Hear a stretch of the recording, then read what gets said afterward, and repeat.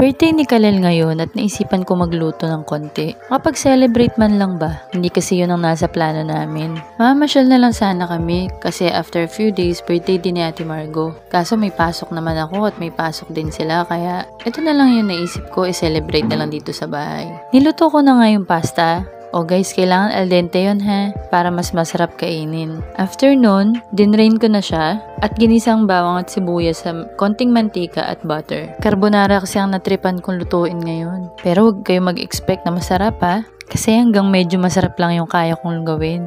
Pagluto na yung bawang at sibuyas, ilagay na natin yung tuna.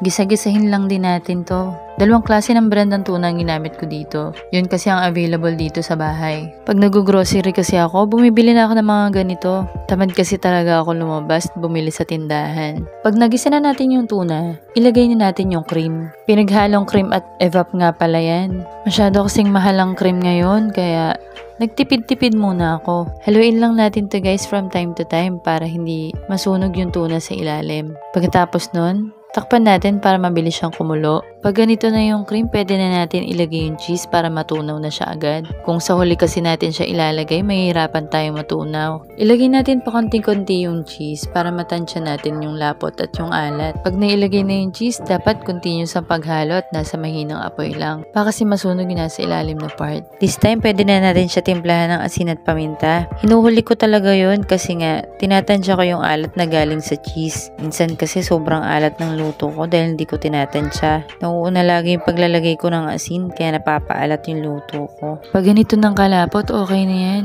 Pwede na natin prituhin yung ham. Kailangan half cook lang yung ham para juicy pa siya. Yung iba inuuna yung ham lutuin para isi-set aside na lang. Pero ako nahuli kasi. Pinabili ko pa kasi yan sa baba. Kaya nahuli na siya lutuin. Inaayos ko na yung paglalagyan ko ng pasta. Ito yung napili ko kasi para isang lalagyan na lang. Tinatamad na kasi ako magugas pagkatapos ng handaan. Syempre pagod ka magluto. Kaya parang ayaw mo nang kumilos pagkatapos. After natin malagay yung pasta, itoppings na natin yung pinrito nating ham. Sa ibabaw ko na lang siya nilagay kasi may tuna naman yan. Pero kailangan lahat ng sides, lagyan natin para pantay. Then lagyan na natin ng cheese sa ibabaw.